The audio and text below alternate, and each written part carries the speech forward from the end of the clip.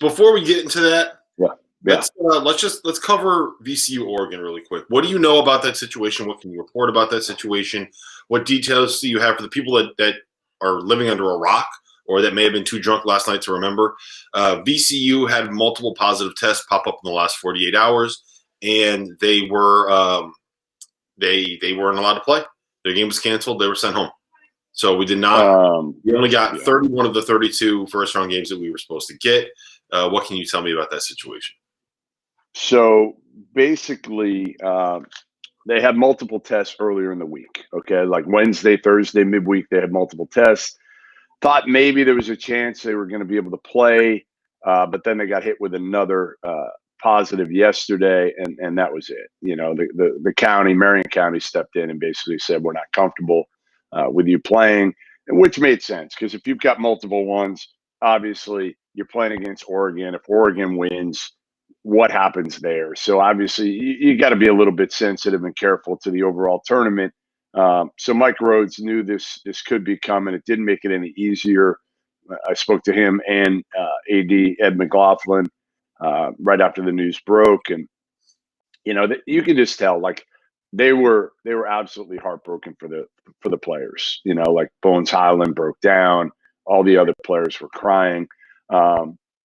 You know, and I don't know if this could have been avoided. You know, there are a couple scenarios that popped up that I reported on afterwards that, you know, Roger Ayers was the referee who tested positive and was sent home on Monday, and he officiated Sunday's game between VCU and St. Bonaventure. And a lot of people are telling me, well, if VCU got it, why didn't St. Bonaventure get it? Well, because St. Bonaventure, most of its players had already tested positive.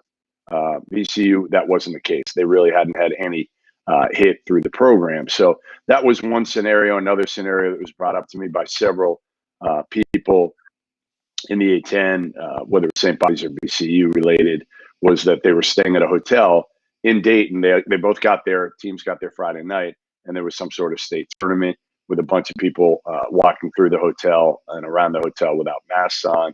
You know, again, these are scenarios. We have no idea what contributed. It might have been something completely different.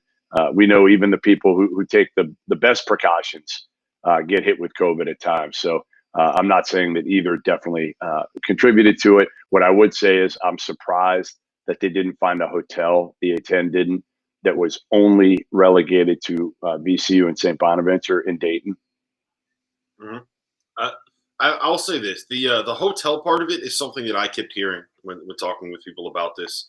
The reason why they went to the hotel that they went to was the ease of it because it was directly across the street from the arena they were playing in. Yeah, which makes sense. But the problem is when you do that and you have it open to the public, you no longer have a controlled environment.